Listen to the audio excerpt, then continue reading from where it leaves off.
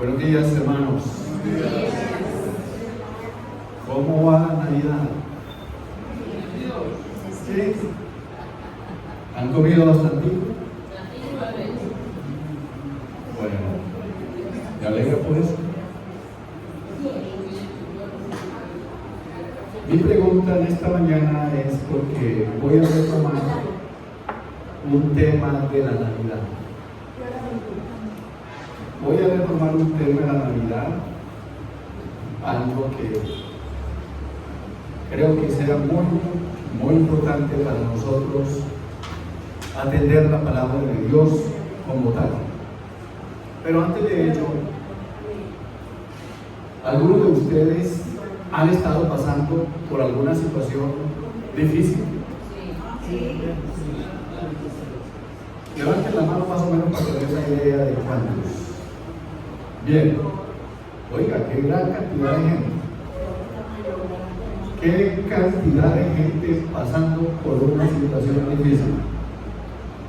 De los que levantaron la mano, ¿cuántos tienen que ver con asuntos de enfermedad? Poquitos, no tantos.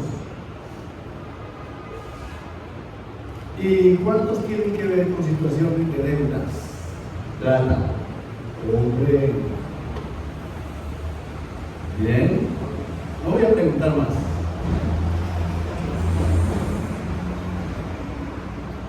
Por ejemplo, los que tienen situaciones de deudas, ¿cómo se sentiría usted que el pastor Alpidio, para citar un caso, voy a hacer cualquier otro, se le acerca y le dice: cuente conmigo en esa situación de deuda que tiene? ¿Cómo se sentiría usted? ¿Bien? ¿Cómo se sentiría? ¿Qué entendió con eso que le dijera el pastor? ¿Que se la va a ayudar a pagar? ¿Ah? Bueno. Pero si no es el pastor Alpidio, si es el hombre más rico del mundo que dice: cuente conmigo con esa situación de pobreza que tiene, ¿cómo siente usted? Se siente bien. Pero si no es el rico más grande y es un hermano sencillo, usted sabe que no tiene sino cómo vivir ahí a fuerza de bregas, ¿cómo se sentiría usted? No igual, ¿cierto? Bien. Mateo capítulo 1, el versículo 23. La Virgen concebirá y dará a luz un hijo, y lo llamarán Emmanuel, que traducido significa Dios con nosotros. Dios con nosotros. Padre, en esta mañana te damos gracias por esta tu palabra para nosotros hoy. Permite, Señor, que el Espíritu Santo ilumine nuestra mente, nuestra vida, y podamos entender la palabra que tú nos comunicas y ser fortalecidos con ella. En el nombre de Jesús. Amén. Muchas veces, cuando decimos que alguien está con nosotros, queremos decir que es nuestro amigo o es alguien importante. Cuando decimos Él está conmigo, cuando decimos que alguien está con nosotros, estamos diciendo que es alguien cercano, que es alguien que tenemos acceso a esa persona, que le tenemos confianza y que no somos desconocidos para esa persona. Si alguien se acerca y dice: estoy con usted. Esto es muy común, por ejemplo, en momentos difíciles, en el caso, por ejemplo, de un funeral. Llegamos al funeral, nos acercamos a un familiar o al amigo o al que está allí del duelo, del luto, y le decimos, estoy con usted. De pronto será mejor que decir, lo siento, porque quizás no siente nada, pero puede que sí sienta. Pero de pronto la frase es decir, estoy con usted. Estoy con usted para animarle, consolarle, orar por usted y tantas cosas parecidas. Y entonces cuando decimos que alguien está con nosotros, también estamos diciendo que nos beneficiamos de su compañerismo, que está ahí para nosotros en el tiempo de necesidad o angustia. Eso es lo que quiere decir, que está de nuestro lado. Cuando alguien dice estoy con usted, significa que es alguien que está de nuestro lado y que luchará para defendernos. Claro que de pronto uno se lleva sorpresas en que de pronto usted, cuando sí de verdad lo necesitaba, le tocó la puerta, o quizás no necesitó tocarle la puerta. Basta con que usted sabe que él sabe de su situación, y en ese entonces o en ese momento no le dijo nada, y a usted le causa extrañeza. Él no hace mucho me dijo que estaba conmigo. Él se ha dado cuenta de todo lo que yo he estado pasando, pero me extraña su silencio. En esta situación, ni una llamada, ni me ha escrito nada, es decir, no se ha manifestado. Entonces nos dice, una cosa son las palabras, otra cosa son los hechos. Entonces, esto ya significa mucho. Este versículo que leímos de Mateo 1:23 tiene su contexto en Isaías 7 y versículo 14, concretamente. Brevemente, lo que nos narra Isaías 7 es un incidente, una situación que sucedió en el reinado de Acaz, del pueblo de Dios, el rey que gobernaba en esa época. Acaz era un rey que vivió lejos de Dios, como hay mucha gente hoy, viviendo lejos de Dios. Dios envió a Isaías para hacerle llegar un mensaje que en un principio el rey no quiso escuchar. Quizá eso es malo. Eso es malo. Que le envíen a un mensajero y no escuche. Eso puede demostrar varias conductas: rebeldía, orgullo, indiferencia. Puede también significar desprecio o una falsa humildad. Pensar que no tiene que decirme nada ese profeta, no lo merezco. Por eso llamo una falsa humildad. Y el Señor le habló nuevamente, a pesar de que el rey andaba distante y lejos de Dios. Dios le habló nuevamente a través del profeta Isaías y le dijo: pide para ti una señal que el Señor tu Dios te la dará, una señal que sea tan profunda como el Seol o tan alta como el cielo. Entonces Acaz respondió que no la pediría. Note pues, eso es llevarle la contraria a Dios.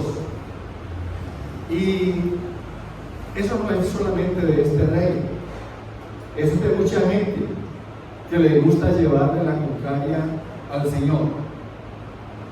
El rey dijo que no la iba a pedir, y tomó una actitud como de mucha religiosidad y dice: no voy a tentar al Señor, no lo voy a hacer. y no tengo que hacerlo. El mensaje enviado a través de Isaías era un mensaje muy importante. El contenido del mensaje era que Dios le iba a dar una victoria. Y por eso recuerden la pregunta que les hice al comenzar. Para que no se queden postrados en esa situación difícil, es como decir el Señor acá: Dios les va a dar una victoria. Dios les va a enviar ayuda. No se van a quedar en esas. Esa es una excelente buena nueva.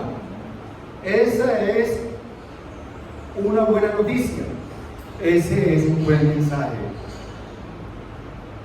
Uno tiene que saber que el contexto que rodeaba el tiempo en que nació Jesús, el contexto del pueblo de Dios, era un contexto difícil. Por eso ustedes han leído el versículo que les hemos conocido: el pueblo asentado en tinieblas vio gran luz. Vio gran luz. Y el periodo entre el Antiguo Testamento y el Nuevo, o sea, cuando usted termina o mira Malaquías, el último libro del Antiguo Testamento, y para empezar el Nuevo leyendo Mateo, no son cosas que ocurren mediante un acto seguido. A esa época la definieron como la época del oscurantismo, que tomó como unos 400 años. Usted se puede imaginar 400 años de crisis. Y por eso la palabra oscurantismo de por sí siembra pánico, siembra terror. ¿Cómo se dice horrible? 400 años sin escuchar una voz de aliento, sin escuchar una profecía, sin escuchar nada en absoluto. Y entonces, por eso dice: el pueblo asentado en tinieblas vio gran luz. Es que si uno con una semana pierde la esperanza, si uno con un mes pierde la esperanza, si uno con un año difícil pierde la esperanza, usted se puede imaginar con 400 años, 4 siglos, 4 siglos. No es así. Con Dios no es así. Y en medio de esa situación, Dios le daría la victoria. Pero como este rey no creía en Dios, era distante, indiferente, y para estimular su fe, es que Dios es muy bueno. Yo a veces veo que si alguno es persistente con nosotros, es el Señor. Es el Señor. Porque miren lo que hacemos nosotros. Y yo no sé cuánto, estoy pensando en mí, disculpen que lo diga así una personal. A mí alguien me dijo no, y crean, es no. Es no. Lo pueden interpretar como orgullo, no sé, yo no sé. Pero si es no, es no. Y a uno le dicen: no, pero vuelva. Quizás lo agarró en un mal momento, quizás estaba ocupado, vuelva, dígale. Y uno regresa todo feliz, diciendo: uy, esta vez me dijo que sí. Ese es el asunto. Hay quienes, con que se nos diga la primera vez no, ya quedamos como que ya no más. En cambio, Dios no es así. Uno le dice no a Dios y Él sigue. Vuelve y le dice no a Dios y Dios sigue. Es muy persistente. Este rey, Acaz, aproximadamente le dijo 3 veces a Dios no. Y Dios insiste insiste en darle una señal. Como no creía, Dios insiste. Y insiste de una manera de estimular su fe, anunciándole una señal. En realidad la señal no solo sería para el rey, sino para todo el pueblo. Y es Isaías 7:14. Y esa señal está expresada ahí, que podemos leer nuevamente lo que leímos en Mateo. Pero también, si usted observa Isaías 7:14, usted lo encuentra ahí exactico, una señal. Evidentemente se refiere a una virgen que daría a luz un hijo. Se trataría de un nacimiento natural, como cualquier otro y como tal. No hubiera sido una señal para el rey Acaz ni para el pueblo, pero para Dios sí lo era. Y no hubiera sido para el rey, no hubiera sido de ninguna manera porque él no quería. Él se había resistido. Y entonces, cuando uso la palabra de resistir o de resistencia, yo pienso en cuántas veces este año nos hemos resistido al Señor. Cuántas veces hemos puesto resistencia al Señor. Y el Señor sigue ahí todos los días con nosotros, insistiendo, persistiendo. Y hay otra cosa más. Yo no sé cómo describir, es que no hay palabras para describir la manera de actuar de Dios. ¿Cómo es que una persona le dice no a Dios? Y además Dios le sigue insistiendo, le sigue hablando y le sigue dando vida y le sigue proveyendo lo que necesita: aire, alimento, vestido, techo, todo cuanto necesita. El Señor podía decir: no quiere nada conmigo, hijo, defiéndase usted solito, defiéndase usted solito. A veces nosotros pensamos que las formas en que obramos son las mejores, pero de pronto Dios nos permite la oportunidad para analizar y evaluar, y concluimos: perdón, Señor, en un principio pensé que esto era lo mejor, pero yo creo que no fue lo mejor. Perdona. Ese es el asunto. Y les doy dos ejemplos. Uno de la Biblia. Cuando los profetas hablaban de parte de Dios, el pueblo o el rey decía: no nos hables más en ese nombre, no nos hables más. El profeta no hablaba más, no, seguía hablando, seguía hablando.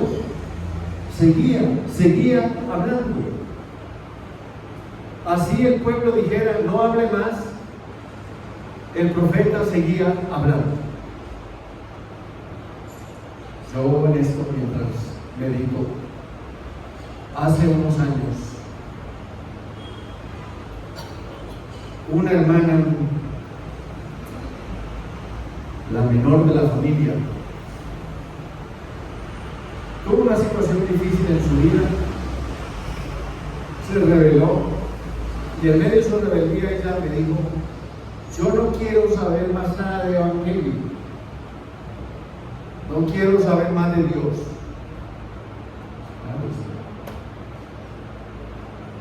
Yo Supuestamente pensé que hablaba bien y le dije, está bien, no más evangelio. Es más, le dije, no lo veremos. Bueno, no le dije eso, pero yo asumí para algo muy personal. Pues no tiene sentido yo aparecerle para nada más si no aparezco por el evangelio. Y yo creo que por 5 años no le vi, no le hablé o no nos hablamos. Y pasé mucho tiempo pensando que eso estaba bien.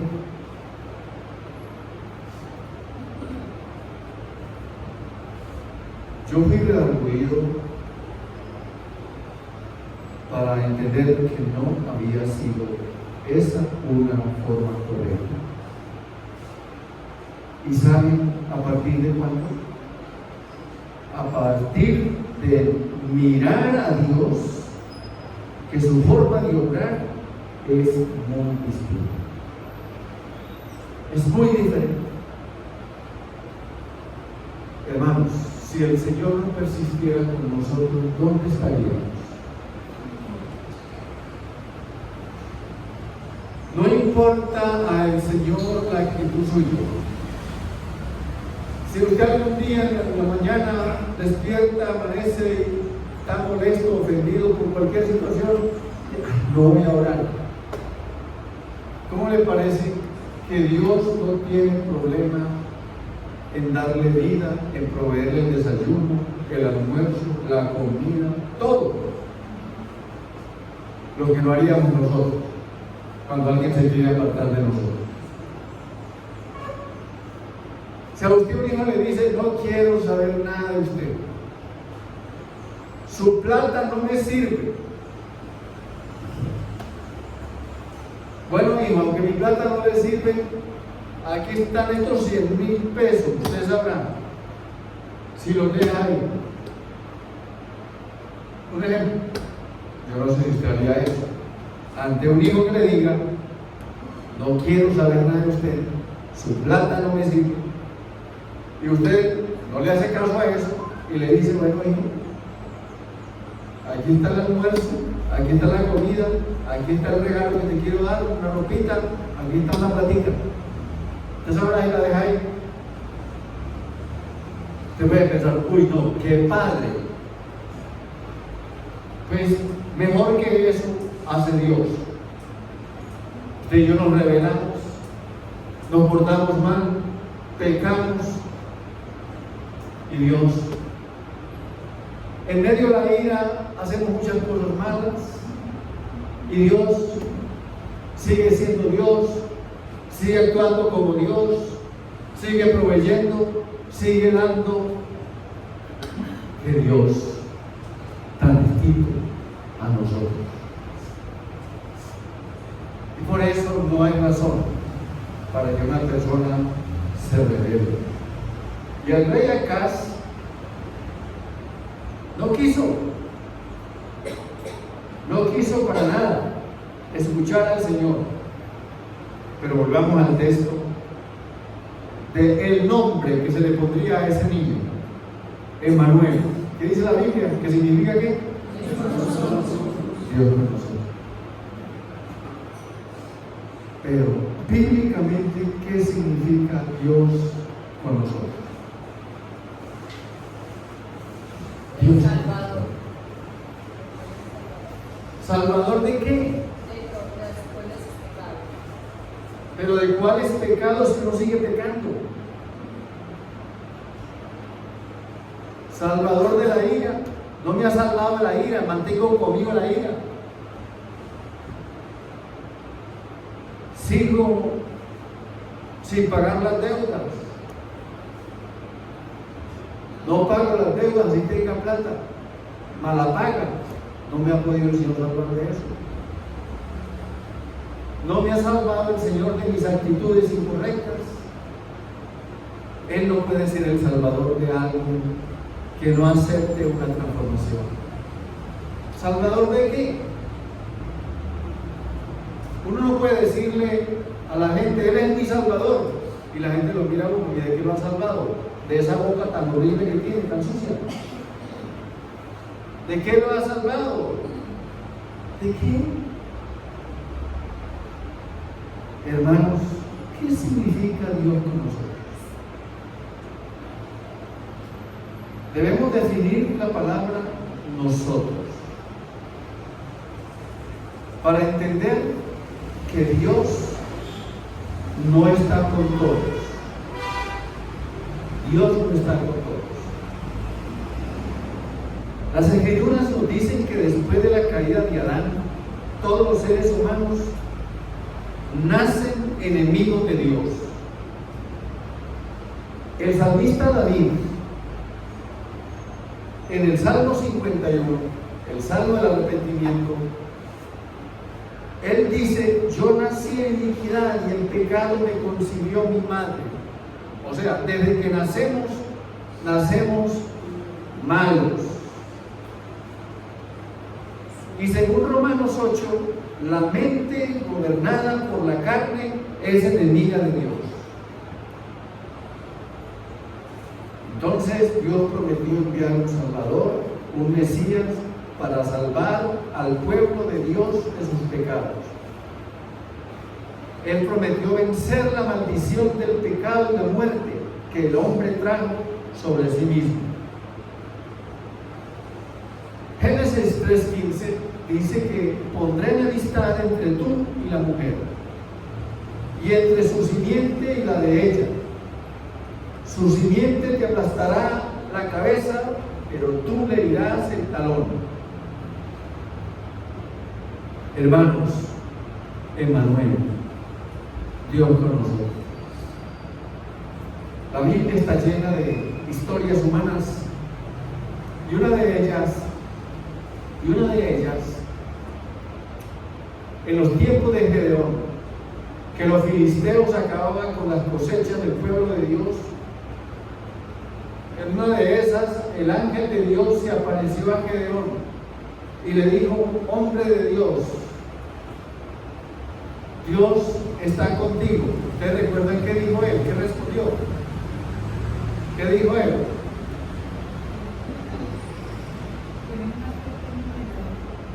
Si Dios está conmigo, si Dios está con nosotros, él no dijo eso.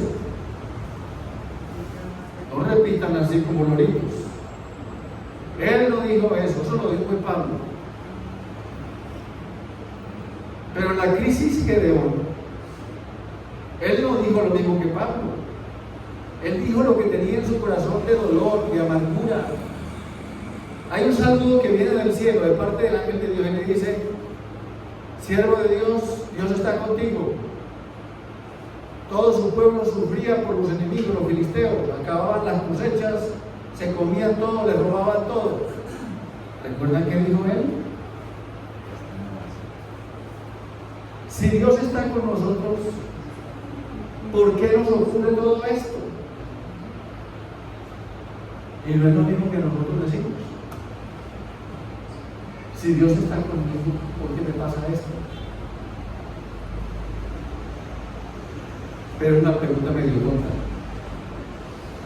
Y el Señor la perdona. ¿Y sabe por qué me lo digo? Porque parece que en algún momento de la vida usted compró algo muy caro que dice así: que como usted es hijo de Dios, no le puede pasar nada malo. Y por eso esas predicaciones, si usted se conecta a enlaces de canal que hablan cosas así parecidas, donde le dicen proclama, declara, abrázalo, recíbelo. No. Compramos cosas muy costosas, donde estamos pensando y diciendo: no me puede pasar nada. No se nos ha garantizado que no nos pase nada. Y por eso Dios no le hizo caso a Gedeón. Gedeón tenía un dolor en su corazón muy grande. Si Dios está conmigo, ¿por qué nos ocurre todo esto? Es como si yo dijera: no, mi hijo, no le preste atención a eso. Esté pasando lo que esté pasando, yo estoy con usted. Eso fue lo que el Señor le dijo a Gedeón. Que los filisteos los están atacando y se están robando las cosechas, yo estoy con usted. ¿Usted se acuerda que contestó la pregunta que estaba pasando por la situación difícil? ¿Que está enfermo? No importa, Dios está con usted. Su enfermedad no es un inconveniente para Dios estar con usted. Su escasez no es inconveniente para el Señor estar con usted.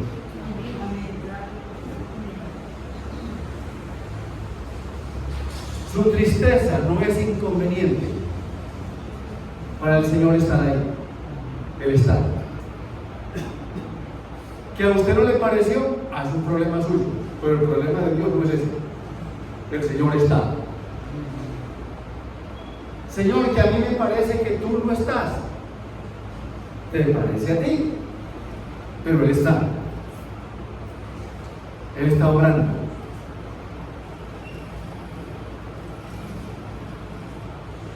Yo a veces creo que cantamos por cantar esa canción porque sé que está sobrando tu divina voluntad. Y a veces no pensamos, ¿qué es así? Hermanos, la situación del pueblo de Dios cuando nació Jesús era una situación de miseria, de tristeza. No era una situación bonita para el pueblo de Dios. El pueblo de Dios no pasaba por la mejor, pero ese nombre Emanuel que traducido Dios con nosotros, Dios con nosotros. ¿Qué pasaría, cómo fuera nuestra vida si uno todos los días pensara en eso como una realidad? Dios con nosotros. Ya se levanta en la mañana, mira a la familia y dice, Dios con nosotros. Entra aquí a la reunión, Dios con nosotros. Va de viaje, Dios con nosotros. Dios con nosotros.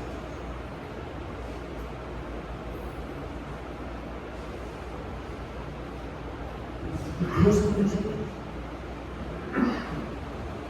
En San Juan capítulo 1, el verso 14 dice que el Verbo se hizo carne y habitó entre nosotros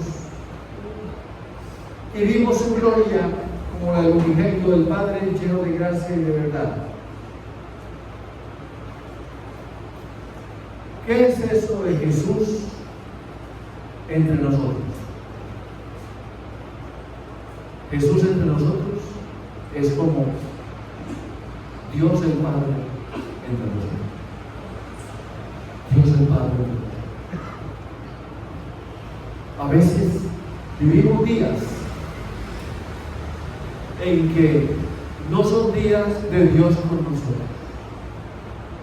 Parece que no fuera Dios con nosotros. Y de eso debemos de arrepentirnos. Todos los días debe ser Dios con nosotros. Debe ser reconocido así. Debe ser visto así. Pero Dios con nosotros. De esta manera, Dios está con nosotros, viviendo a través de Jesús.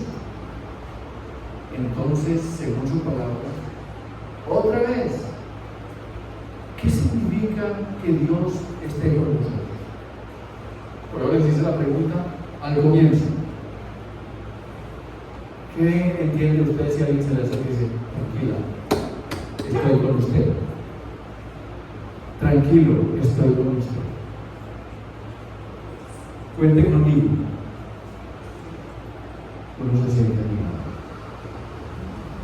Uno se siente animado. Dios con nosotros. Hermanos, a veces vivimos de una manera distinta. Vivimos como si eso no fuera verdad. Dios con nosotros. Parece que fuera otro el que está con nosotros. parece que fuera otro. El que está con nosotros. En Números 33:14 hay unas palabras para Moisés de parte de Dios y le dice: mi presencia irá contigo y te dará descanso. Eso es Dios con Moisés. Uno podía levantarse en la mañana y decir: Señor, yo quiero hoy que tú seas conmigo, pero a veces lo perdemos de vista. Lo perdemos de vista cuando nos enojamos, cuando pecamos, cuando vamos por nuestro camino. Lo perdemos de vista, porque si uno tuviera eso en mente permanentemente, Dios con nosotros. Dios con nosotros. A veces esperamos que Dios se vaya para hacer de las nuestras, para hacer lo que queremos. Josué capítulo 1, el verso 9. Dios, a través de Moisés, le dice a Josué: Dios estará contigo donde quiera que vayas. Eso es Dios con nosotros. Que Dios vaya con nosotros. Mire, hermanos, así no lo reconozcamos perfectamente en nuestra vida, lo mejor, el Señor ha estado con nosotros este año. El Señor ha ido con nosotros a lo largo de todos estos meses. Faltan 2 días largos para terminar el año. Muy poquito, pero mucho, porque es suficiente tiempo para morirnos, si fuera hoy, y ser sepultados mañana 3, o morirnos mañana y irnos el 31. Pues si ahora, como tan rápido, todo puede ser en el mismo momento. Sí, eso de pasar 3 días que esperando que alguien venga, ya ni vienen, ya no vienen. Háganlo allá y después hablamos, y es muy facilito. Es más, alguien dijo que incluso las salas de velación han mermado en sus funciones, porque ya había muchos que no los velan. Los fabricantes de ataúdes también dicen que hay un cambio, así sea mínimo, pero que aquí la tendencia. Porque si decidieron a usted cremar, no sé si esa palabra es correcta, cremar, no sé si es correcta, como si no lo crema, no. Eso dice tener otra palabra.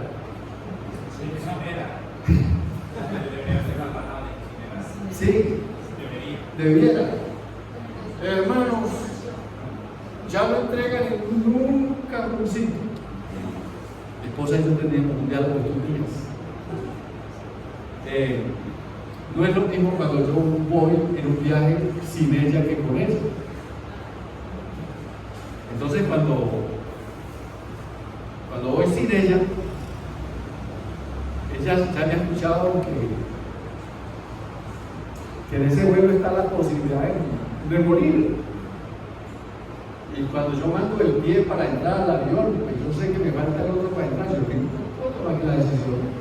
En vez de entrar el otro, pues saco y ya no. Entonces, hay posibilidades de eso. Por ahí estaba leyendo ahorita antes de empezar, me llega una alerta ahí que dice de un avión de anoche en Corea del Sur, 179 muertos. Un avión demora para caerse, pues los accidentes no son frecuentes, pero cuando se caen se mata un montón de gente. Y la otra es cuando viajamos juntos, pues ya sabemos que no es lo mismo, tenemos que hacer un diálogo. Y nosotros tenemos problemas y le decimos a un hijo, esté muy bien, ya sabes que si algo pasa en tal parte hay estas cosas. Y así en eso lo único. Puede que no pase nada, pero no sabe. Y así en ese asunto. En esos días teníamos una conversación, vamos a tener un viaje para nosotros. Y a veces cuando yo escucho noticias de que alguien se murió en tal parte y que están levantando plata, buscando recursos para repatriarlos, y eso cuesta mucho. Entonces yo, pues ya hay una opción alternativa de que no cueste tanto. Pues si se trata de cremarlo, ya eso es rapidito y en una cajita, en un cofrecito que llaman, pues simplemente eso se echa en la tumba del morral o hasta en el bolso, hermano. Y nadie sabe qué lleva ahí, ni tiene que hacer, ni pagar nada. Pues para traer, yo, no lo van a cobrar ellos. Pero ya. Hermanos, Dios estará contigo donde quiera que vayas. Ustedes se dieron cuenta de que al mundo se le recorría en 180 días. Eso no es cierto, ya. Es tan rápido todo ya. Anoche yo leía una noticia que uno puede desayunar en tal parte y almorzar no sé dónde. Para decir, ya no toma los 180 días para recorrer el mundo.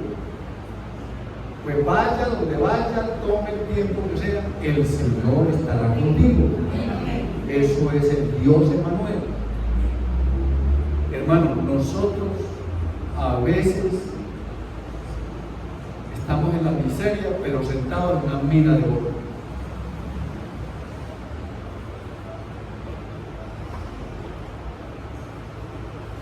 No sé por qué uno lo hace quedar tanto mal a él.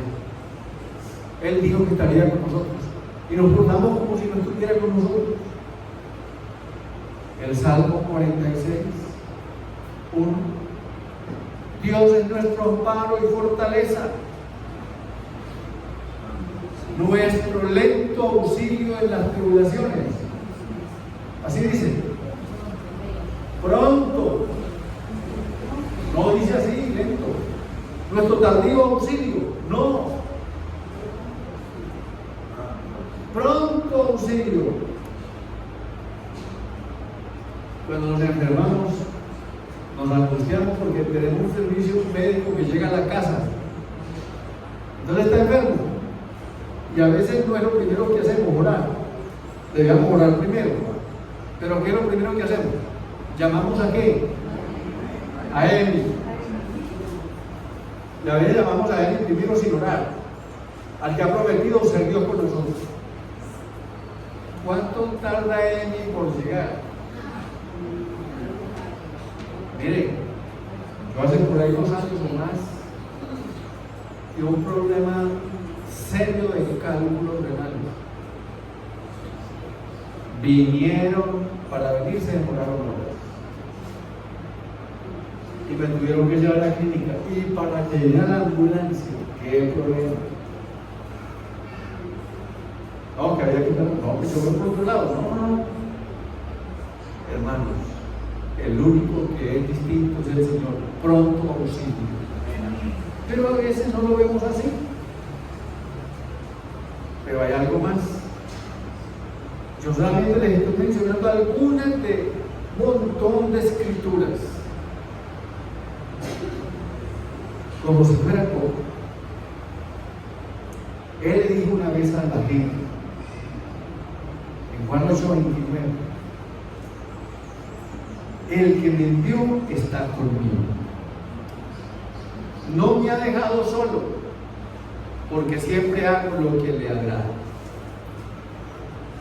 Porque siempre hago lo que a Él le agrada.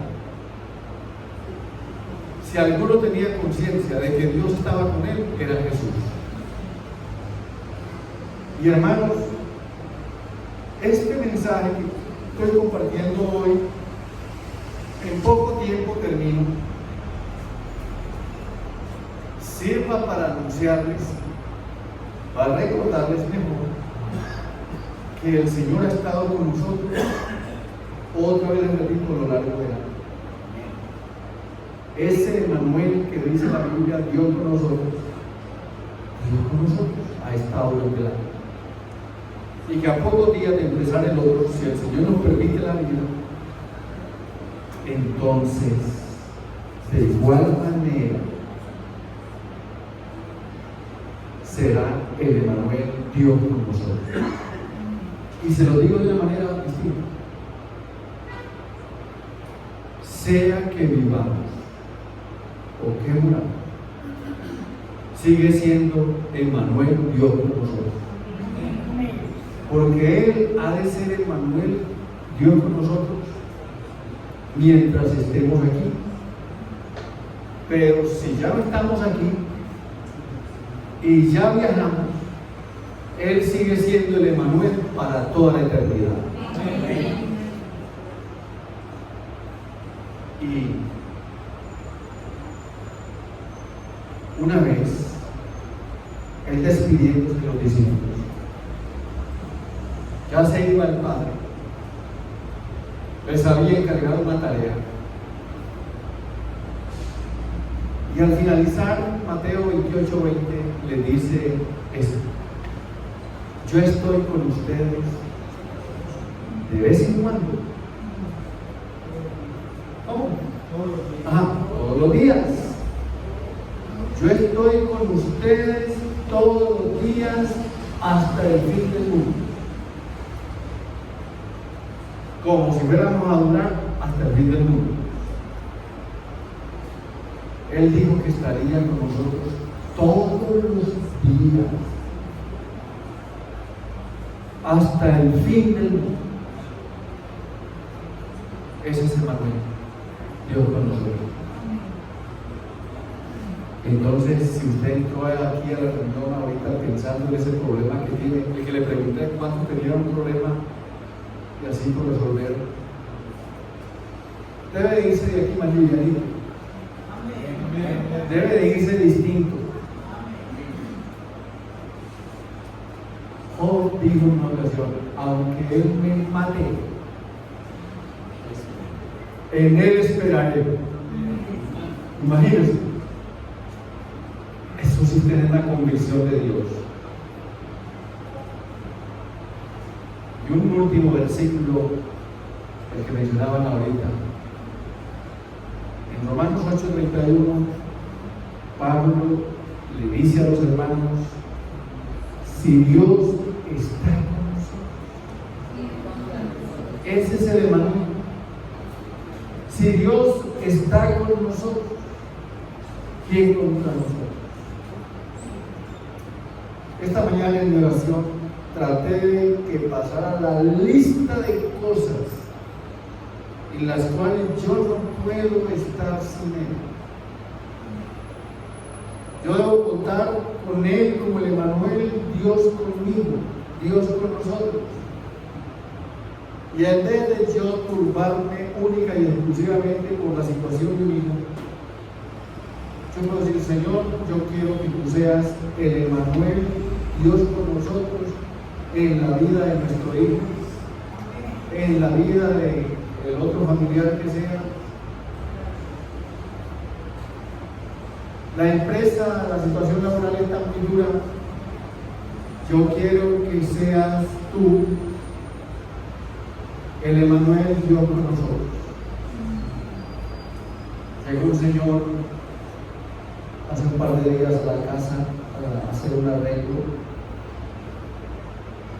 Y yo, mientras le abrí la puerta y iba de camino a la casa, al apartamento, yo le pregunté: ¿y usted cómo está? Eso me piensa. Bien, ahí vamos. El contesta y dice: preocupado. Así es, ¿no? Preocupado. Ese señor, yo pienso que tiene por ahí 55 años, para ponerle algo, 60.